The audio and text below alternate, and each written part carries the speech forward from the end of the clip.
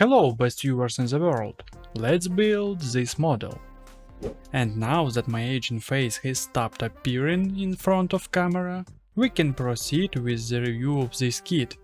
I can say that this kit has many parts, and most of these parts are of decent quality. Since this kit came to me directly from the factory, straight from the manufacturer, I can say that it's completely new.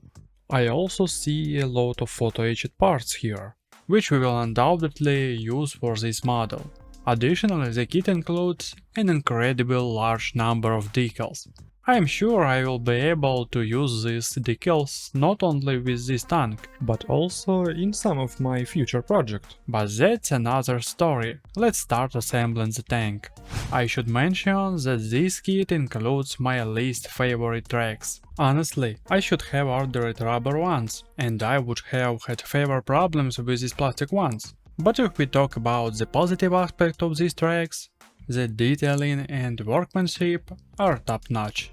I decided to start the assembly with the tank turret. Unfortunately, it consists of two halves, which create a problem because there will be a seam line that is not always easy to hide. The best option is a single monolithic piece, but in the case of the Panzer III turret, it seems the design of this part did not allow for a monolithic piece. This kit is so interesting that even this little bug wanted to see what I was doing. Returning to the tank, here is what the assembled turret looks like. There are still a few more details to add, but at this point I decided to set the turret assembly aside to avoid mistakes and premature decisions. As I mentioned earlier, I'm not a big fan of these tracks. I always struggle with them and the result is never satisfactory. Even though I try, it seems I simply lack of patience. However, I must note that all the parts look quite good for a 1/72 scale. While I was talking, the first part was already prothethed and glued in place. Yes, there are some issues with it, but unfortunately it seems that this part cannot be made any other way. And I don't have the possibility to print a new one on a 3D printer, so I am using what I have. The next part required even more processing because it is a gear, and this gear needs to be done carefully, since the tracks of the tank will be attached to it. Therefore, with the help of a modeling knife, I remove all the excess to ensure the track fits as precisely as possible. Next, I can install the auxiliary wheels. There is nothing complicated here. I glued the first row of wheels in place, and then glued the second row to them. Then I glued some additional details, and at that moment the power went out again. For several weeks now we have been without electricity for 4-5 hours at the time, and unfortunately I simply don't have the time to do everything properly. Record the entire assembly process and do it with quality and without mistakes. I'm sorry guys, but I have 2 jobs and YouTube hobby on the side, so I just can't keep with everything in time, because I need some time for sleep. So I'm sorry. So because of this problem, I'll have to show you the result of the work, as even without power I was able to assemble the tank off camera. Here is what I have done. This is what the chassis of Panzer III tank from models look like. Overall, I am satisfied with their appearance, except for the mistake I made during the assembly. You can see some misalignments, but I hope they will be hidden later on. And since the main 2 parts are ready, we can move on to the next step. The track guards of this tank are of excellent quality. Look at all the small details here.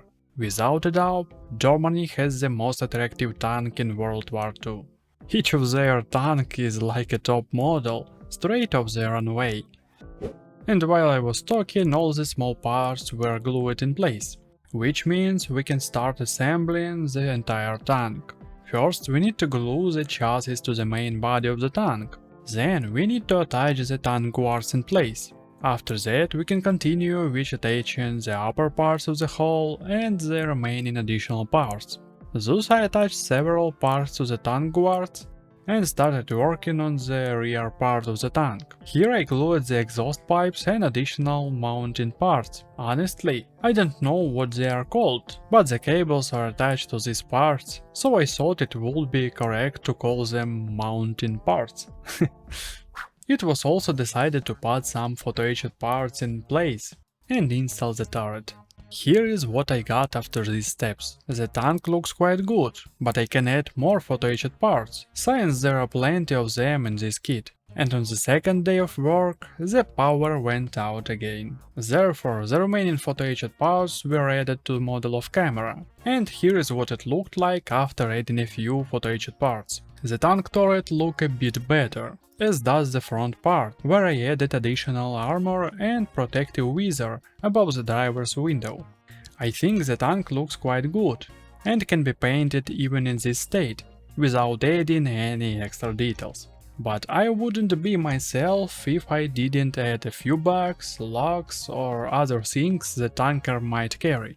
Therefore, the first element was a bag made from medical tape and a piece of wood.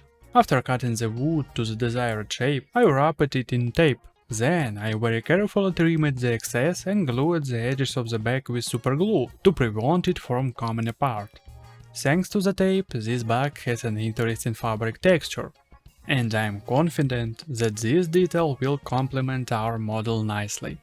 The next detail was a palm log. I thought that in Africa wood will be scarce, so the tankers cut down a palm tree, divided the logs into several parts and used it for various purposes. For example, to help the tank get out of the sand if needed, or to use it for campfires. I think such an element can definitely find its use and it looks interesting and unusual.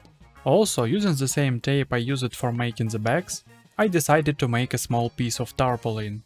I was curious if I could make a decent tarpaulin out of it, at least roughly comparable to what green stuff can provide. I still think that green stuff is too expensive, so I am always looking for cheaper alternatives. And I can say that this tarpaulin satisfies me quite well. It looks good and, like the bags, has a texture. You could even say it's like a large tarpaulin made from burlap. Of course, I need to mention that this detail not only serves as stowage, but also covers the white gaps left after I incorrectly glued two photo-etched parts. And I think these details do their job excellently. This means we can move on to the next details.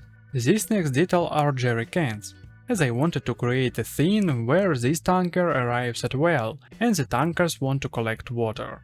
It's clear that in intense heat, water is a vital resource.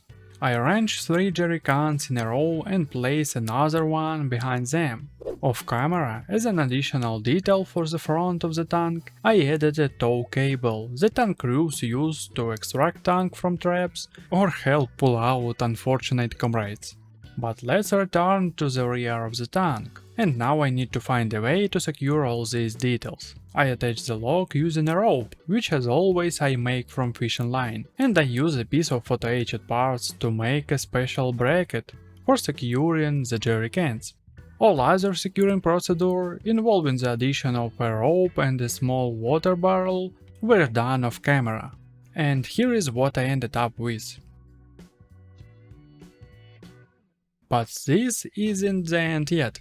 I also performed a few actions with this kettenkrad, as I want to include it in a future diorama. The model itself is not great, but like in other alternatives, I use it. And here is the result after assembling all these models. Overall, the Panzer III model from the models looks great, and with the additional details it looks even better. More details could have been added, but they are not as crucial. So for me this model looks perfect, except of course for the painting. But that's a task for next week. As for today, that's all folks. Unfortunately, the video turned out very short, and I understand that many of you will be dissatisfied with this, but please forgive me. Due to power supply issue, I simply couldn't manage everything on time. I hope you still enjoyed this video, and you are looking forward to the video of painting this tank. As always, it was Vlad from the No Quality channel. If you like the video, give it a thumb up and leave a comment. I can answer any question you have about this model, and I welcome your criticism. With that I bid you farewell. Goodbye everyone and see you soon.